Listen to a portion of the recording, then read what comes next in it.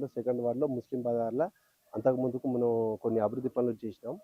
ఇంకా కొన్ని మిగిలినాయి. దాన్ని గూడా ఇప్పుడు మన కాంగ్రెస్ పార్టీ అధికారంలో ఉన్నది కాబట్టి 100% చేపిచ్చే బాధ్యతని మేము ఒప్పుకున్నాం ఆడ.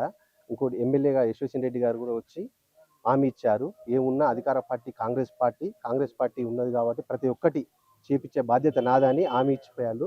జ ప్రజలు గూడా స్పందన మంచిగానే ఉన్నది. గతంలో కాంగ్రెస్ పార్టీ గవర్నమెంట్ లేదు కాబట్టి ఇక్కడ ఇబ్బందయింది. గత 10 సంవత్సరాలు కాంగ్రెస్ పార్టీ లేకపోవడం వల్ల కొద్దిగా ఆగిపోయింది గానీ ఇప్పుడు ఓకే. సగం అయిపోయింది వర్క్‌లో అంతకుముందుకు. ఇప్పుడు గూడా కొద్దిగా ఉన్నది. అది గూడా పూర్తిగా చేపిచ్చే బాధ్యత ఎమ్మెల్యే గారు హామీ ఇచ్చారు. వాటర్ ప్రాబ్లమ్ గూడా నా సొంత ఖర్చులతోటి ఇక్కడ ఒక బోర్ ఏపిస్తానని హామీ ఇచ్చా. ఏమేమి ఇష్యూలు మీ నోటీస్‌కొచ్చినాయి? మనకేం లేదు. డ్రైన్ ప్రాబ్లమ్ ఒకటి, రోడ్డు ప్రాబ్లమ్ ఒకటి వాటర్ ప్రాబ్లమ్ ఒకటి. వాటర్ ప్రాబ్లమ్, ఇంకోటి సెంట్రల్ లైటింగ్ ప్రాబ్లమ్. లైటింగ్ అంటే పెద్ద లైటు ఆల్రెడీ ఎలక్షన్స్ అయిపోగానే పెద్ద లైటింగ్ ఏర్పాటు చేస్తామని హామీ ఇచ్చాము. వాటర్ ప్రాబ్లమ్‌కు బోరు నా సొంత ఖర్చులతోటి పైప్‌లైన్ ఏపిచ్చి, బోర్ ఏపిచ్చి పైప్‌లైన్ ఏపిస్తానని హామీ ఇచ్చి. గతంలో ఉన్నది బీఆర్ఎస్ పార్టీ. మనకు వచ్చిన వర్క్స్ అన్నీ ఆగిపోయాయి.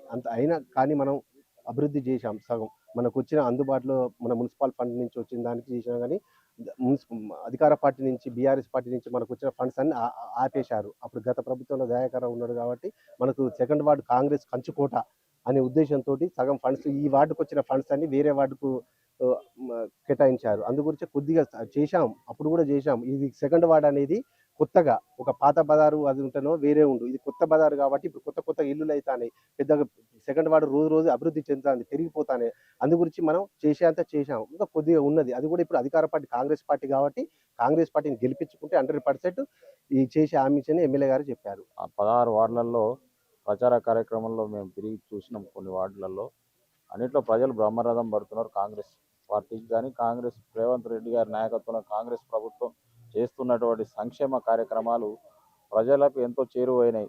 ఉదాహరణకు ఇందిరమ్మ ఇండ్లు కానీ ఇప్పటివరకు మొదటి దఫా ఇచ్చారు. ఇంకా 2, 3 దఫాలు ఇచ్చే కార్యక్రమాలు ముందున్నాయి. కాబట్టి ప్రజలకు కానీ రేషన్ కార్డులు అయితేనేమి, ఇంకా ఎన్నో ప్రజా సంక్షేమ కార్యక్రమాలను ప్రజలను ఆకర్షించడం జరిగింది. తద్వారా ప్రజలు కాంగ్రెస్ పార్టీకి ఓటేయాలని ఉత్సాహంతో ఉన్నారు. రెండో వార్డుకి ఇన్ఛార్జి ఉన్నారు. ఏమంటున్నారు? ఇంటింటి ప్రచారాన్ని నిర్వహిస్తున్నారు. అంటే ప్రజల స్పందన ఎట్లుంది? ఇక్కడ వ్యక్తిగతంగా పూనం రోజా గారికి కానీ, ప్రభుదాస్ వాళ్ళ నాన్నగారికి కానీ, శ్రవణ్కి కానీ వ్యక్తిగతంగా చాలా మంచి పేరుంది. గతంలో కూడా వాళ్ళు చేసిర్రు, చేయలేదనేది ఏం లేదు. కాకపోతే ఏంటంటే ఇది ఒక రెండో వార్డు ఏంటంటే కాంగ్రెస్ పార్టీ కంచు కోట 2 సార్లు గెలిపించారు. అయితే ఏంటంటే ప్రత్యేకమైనటువంటి నిధులు ఆ కాంగ్రెస్ పార్టీ నుంచి గెలిచిండు కాబట్టి కొంచెం వివక్ష చూపించడం జరిగింది. తద్వారా కొన్ని పర్సనల్గా చేసిండు, కొన్ని పెండింగ్లో ఉన్నాయి.